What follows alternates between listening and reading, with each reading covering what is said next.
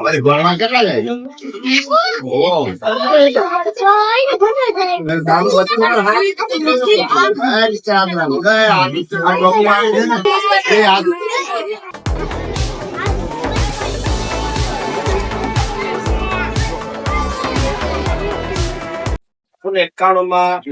બાબા સાહેબનો જન્મ થયો મધ્યપ્રદેશ.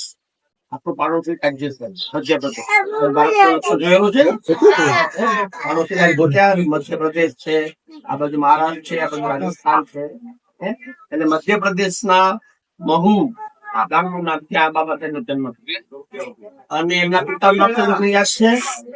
રામજીભાઈ. માતાનું રમાબેન.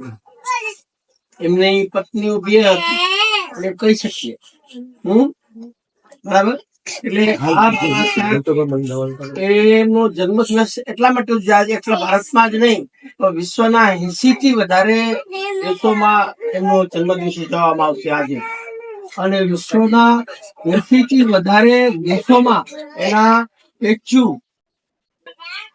સ્ટેચ્યુ તમે સાંભળ્યું શકશો અંગ્રેજી એ મૂકવામાં આવેલા.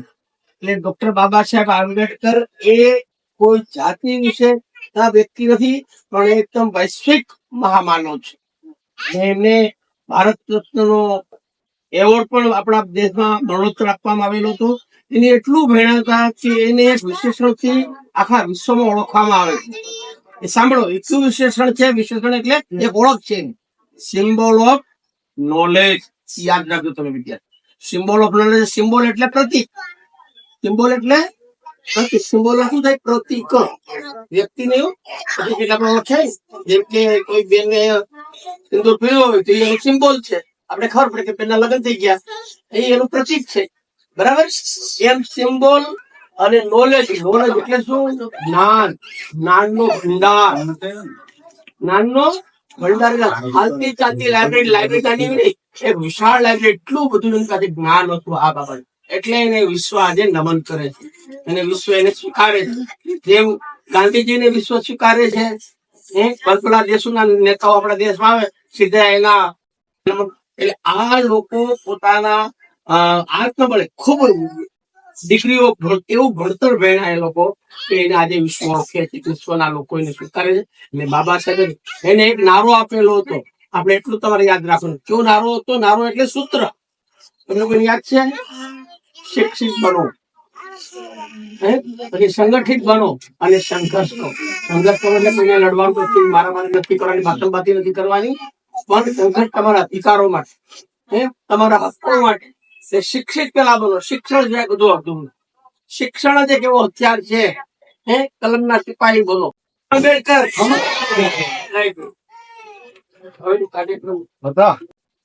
જેથી કરી અને તમે પ્રોત્સાહિત થાવ. તમને ખબર છે સૌથી વધારે ડિગ્રીઓ કોની પાસે હતી? એ ખબર છે? કોઈક મેડિકલ ડોક્ટર બને, કોઈક એન્જિનિયર બને, કોઈક વકીલ બને.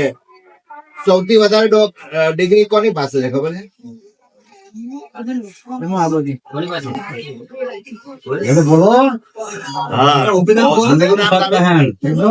આ દિશાબેન ને તાળીઓ આપો, એમને હાથી આપો.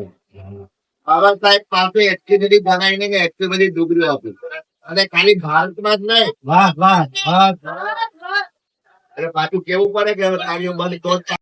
ઇંગ્લેન્ડમાં જઈને ભણ્યા, અમેરિકામાં જઈને ભણ્યા, અલગ અલગ દેશોમાં જઈને ભણ્યા.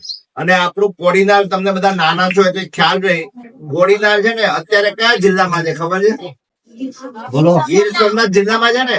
એની પહેલા જયારે એ ગીર સોમનાથ માં હતું ત્યારે કયા જિલ્લામાં હતું?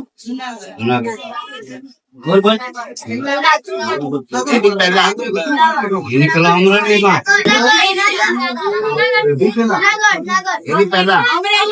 બહુ સરસ. તમારા બે બહેનો નું નામ શું? દીક્ષિતાબેન ને તાળીઓ આપો. એમને એવું કીધું એટલે મેં કહ્યું કે નાના લોકો હતા એટલે ખબર નહીં હોય.